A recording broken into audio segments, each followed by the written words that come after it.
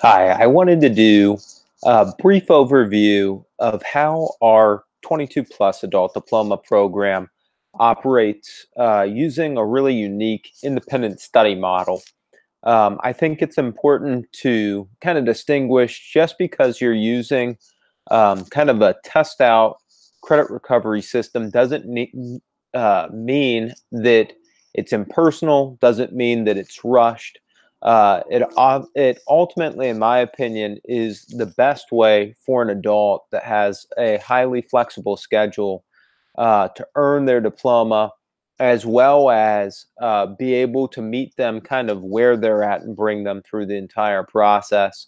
Where by the end of their program, they're confident enough and have the skills enough to move on to either a post-secondary program or a career training program that can get them into a pathway to earn more money and have something sustainable for themselves and their family. So, with that brief preface, let's jump into a slide deck that I put together that kind of breaks this down step by step, and I'll add a number of details, with each component of this slide deck. I'm going to share my screen. So let's see, yeah, share my entire screen.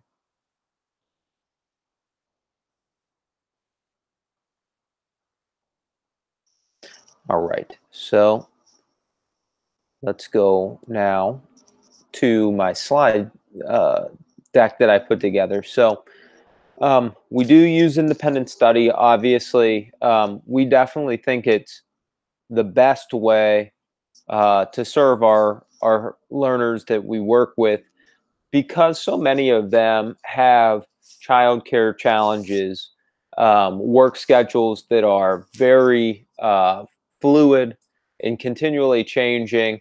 It's difficult to provide them with a static schedule option, meaning, class begins at a certain time, you study subject X from this time to that time, and then you move on to subject Y. That type of kind of model doesn't make a lot of sense. And we serve hundreds and hundreds of students per year using this independent study model. We just think for the population we work with, it's ideal because it meets them where they're at in terms of their needs. Our students can work and work, if they have to, unusual hours. They're able to find childcare when it's available and when they can have someone take care of their family for a brief amount of time, whatever pocket of time they can carve out, they can come and get with us. So it doesn't force them to kind of rearrange their whole life. They can earn money for their families. They can get care for their families and then work with us when there's time available versus them having to kind of work around maybe a more rigid situation that we would put together. So, in our opinions, it's a very strong system for the population we work with. So, I'm going to go into my presentation here. So, independent study model that we put together for our students in Ohio. Our process starts with enrollment. The reason this is pivotal, this is the first touch point we have with students. And we want to make things, and I'm careful with using this term, but all about positive, immediate gratification within some parameter. Okay. I'm not talking about immediate gratification where every time a learner comes in, if there's 20 other people that need something, they can just rush to the front of the line to be served. No, not that type of immediate gratification, but an enrollment process that within an hour or less, they can be on board with us, fully enrolled in our program, and starting on their first credit recovery. It doesn't mean that they're going to finish that credit, but they take themselves from not knowing any of our team and not really even knowing how our process works in 1 hour or less, or roughly in that time frame, to being fully enrolled, understanding our process, and at least having materials in their hand to get started towards their graduation, down their graduation pathway. That is very important. That type of positive immediate gratification lets the student know that we care, we're organized, we are advocating for them to move at a pace. We're challenging them to work at a pace because we know that the learning process is equal parts about really understanding topic matter at hand, but it's also getting them prepared for a career or further training that's going to bolster their life. So we want to get the enrollment process underway quickly, and we want them to be a student very quickly. If we cannot achieve this, we feel that, you know, there could be a doubt in their mind whether they're going quick enough. Like, you have to keep them interested, you have to keep them engaged, and that's what our enrollment process is all about. So we collect mandatory documents. The state requires us to at least get a photo state ID from our students, as well as a bill within the last 30 days or some type of physical documentation that proves that they're a resident of the state of Ohio. So we collect those items for the student, or from the student. Then they take a reading and math evaluation to see approximately what grade level they're on. Those evaluations take 15 to 20 minutes. And then we finally, and the state has a form for us here, collect records or collect a record of their previous work experience. For every 120 hours a student's worked, and that's not a lot of hours for anybody who's worked, and our folks work quite a bit, the state allows us to issue a career technical elective credit. So they record those hours on a particular form. So by the time a student comes and interacts with us, we've collected these mandatory documents that the state requires. They've done an eval because we want to see kind of where they're at on their reading skill, as well as their math. It gives us a better feel of how to personalize this for them. And then we, of course, add in that career technical elective piece. Our students feel so validated because not all of them got really deep into the high school, deep into their high school lives. So when we're able to say, you've learned stuff, you've worked, you've built skills that you would have tried to build in the classroom, that's worth something. That validation is huge. And some of our learners, you know, didn't even get to ninth grade, or they barely did any credit work when they got to ninth grade. So when we're able to give them credit based on their own merits and what they've done in terms of work in their life, they're just so grateful. So this is such a big bonding moment. Our enrollment is not just about arbitrary document collection and, you know, testing people. It's about building a great rapport with the folks that we're about to serve and getting to know them a bit more as a person, and helping validate that the things that they've learned in their lives outside of the classroom in some instances has merit, and it's going to help them in this program. So that's step one. Step two is our data collection and collaboration. So our data collection is a lot about collaboration. We have multiple sites. I think that's very common among successful adult high school programs. We use the Google Suite, Google Sheets, Google Drive to share information amongst our sites and to always track all the big data points that our student will be generating. And the first thing that we track with our students is their enrollment status, okay? So not all of our students in their first time with us, even though we make the process very short and, you know, compact, bring in the documentation necessary, or maybe they don't finish one of the evals, or maybe they're just missing a component of it. Maybe they've not done the career tech elective form. Whatever it is, we track that status. We track the student's name and, you know, whether they completed those steps in our Google Sheet. And that's shared amongst all our sites, so we can continually know we've got to follow up with folks that are, you know, missing one of those integral pieces to full enrollment, or, hey, they're fully enrolled, let's get them on to the next step. So the next phase of it is we help our student order a transcript. Our program is very much based on whatever you've done in the past, both from a work experience standpoint and at your prior high school. Those credits will count. So if a student went to high school, we help them order the transcript, or some folks come in very prepared. If they have their transcript, we review it and we start building out what we call a checklist. So I'll talk about that a bit more later. But our next step After we document where they're at in our enrollment status, we document their enrollment status in our Google Sheet. We either review their transcript if they brought it in, or we order it if they've not.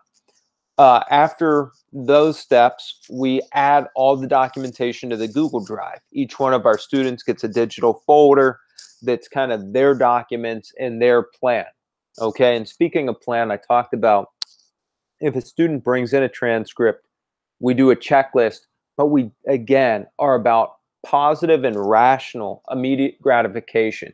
If a student does not have a transcript that they bring in right away, we do something called a bridge plan. A bridge plan is our best guess based on the information that they share with us about where that student is in terms of their credit recovery process. If they said, hey, I only went to 10th grade, well, we know that they more than likely not done, and this is mandatory in our state, in English 11 and English 12. They probably have not done government. There's a number of things that we can rationally assume based on what our conversation with them or the information they've shared, what they need to do. So our bridge plan gives them some things that they can work on immediately. And again, we want to validate that they are in the right place. We are going to take care of them promptly, and we give them a plan so they can be actively working on something purposeful. I think that that's most adults' biggest challenge. A lot of things in their life have not been done where it's felt like they made timely progress, or what they're working on doesn't feel purposeful. We want to make sure that those two elements are really given to them immediately. Purposeful, prompt things that they can be working on that will help them make real progress towards their end goal, which again is going on to the post-secondary level or getting career training.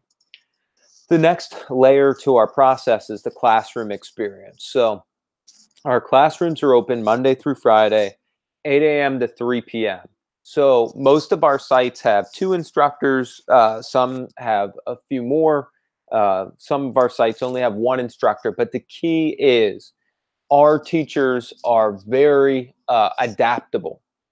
When we have folks in our classrooms, because it's about serving the students where they're at and on their time schedule, we can have a classroom where someone's working on a credit recovery for an English 9, another person's working on U.S. history, another person's working on geography, another person's working on biology, all concurrently. Our instruction, or the instruction that our students receive, is all very individualized. The students are working on paper-based study guides, and they're working on paper-based study guides, and we only let them focus on one subject at a time. But our instructors have the job of being great coaches. So they're in front of students that are working on a number of things, all concurrently. We don't have a bell schedule that, dictates when math or English is worked on. Just whatever that student's working on at the time. The student is working through a paper-based study guide that we give them, and our instructors are there for the key breakthroughs. If a student's read over a passage a number of times and is still having trouble digesting that information, our instructors are roaming the room and looking to help that student make the breakthrough that they need. Or if they're working on a math problem and it just isn't registering, our instructors are there. But our folks that are helping the students are roaming around the room, helping students make key breakthroughs versus doing in-depth kind of whiteboard instruction or PowerPoint instruction. It's all about helping those individual students achieve the most that they can on their own. So I mentioned the students are working on one paper-based study guide at a time.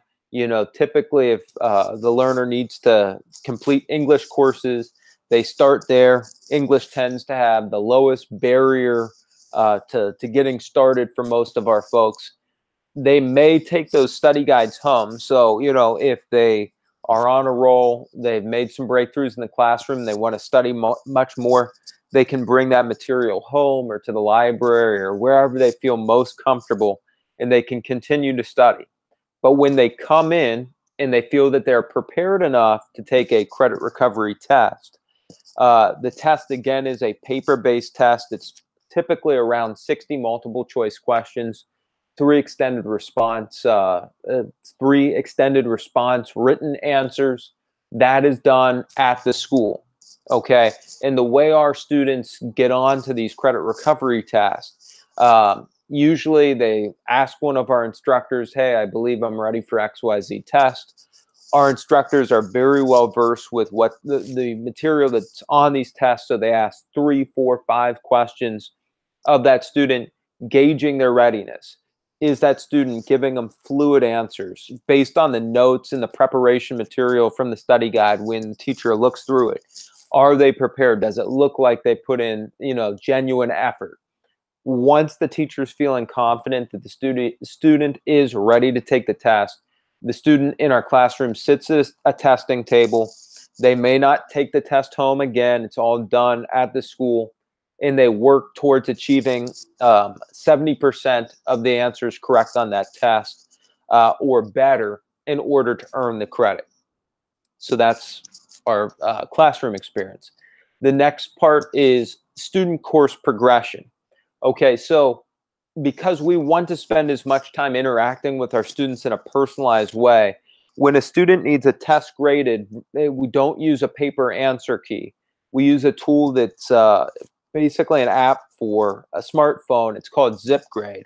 So the students bubble in their answers. Obviously, the extended response can't be graded this way, but we, within a tenth of a second, are able to grade their multi-choice answers and give them feedback very promptly on how they performed on that test. One of our best things I think we do is we use this tool so we can spend time explaining if they have not achieved the score, or, if they've achieved even a better score, how they did, or why they were able to be so successful, or what they need to work on if they've not reached that 70% threshold. So ZipGrade's a pivotal way that we spend little time with kind of a monotonous task like grading, and spend a lot of time interacting with our students and helping them understand the materials to the best of all of our abilities.